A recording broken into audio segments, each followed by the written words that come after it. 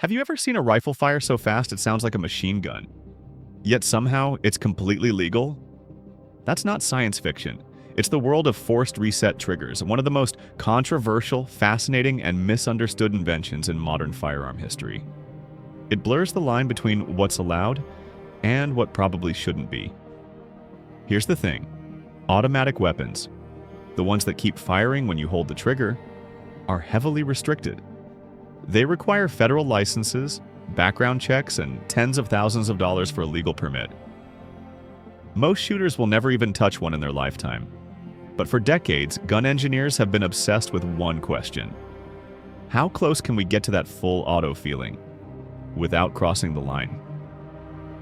And then someone finally did it. The Forced Reset Trigger, or FRT, looks like an ordinary trigger upgrade. But inside, it's built differently. After every shot, it physically forces your trigger finger forward, instantly resetting it, ready for the next round. That tiny mechanism lets a skilled shooter fire as fast as their finger can move, which in practice can be insanely fast. The result? To the human ear, it sounds almost identical to a true machine gun, but technically, it's still semi-automatic. That single word, technically, is what makes all the difference. When clips of the trigger started spreading online, people lost their minds. Thousands of videos popped up on YouTube, TikTok, and gun forums. Rifles dumping magazines with perfect rhythm. It looked illegal, it sounded illegal, but it wasn't. At least not at first. Some saw it as a masterpiece of mechanical design. A legal loophole turned into art. Others saw it as a threat, a way to dodge the spirit of firearm law. It split the internet, one side shouting innovation, the other regulation. Federal law defines a machine gun as any weapon that fires more than one round per trigger pull. And here's the catch. With an FRT, each shot still requires a new pull, even if it happens incredibly fast. That's the legal gray zone the designers exploited. The ATF, the Bureau of Alcohol, Tobacco, Firearms, and Explosives, quickly noticed. Raids, lawsuits, and court orders followed.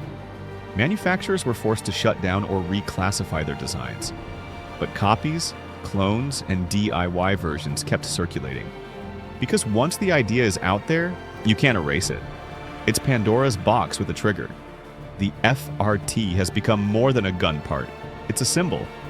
A symbol of how technology always runs faster than the law, of how far some will go to test the limits of freedom and control, and of how a small piece of metal can ignite a massive national argument about rights, safety, and power.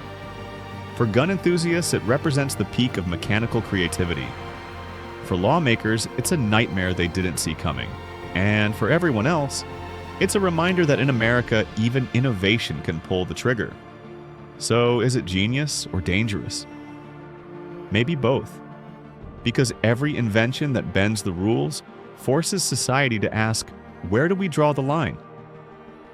And the Forced Reset Trigger, love it or hate it, made us ask that question louder than ever before.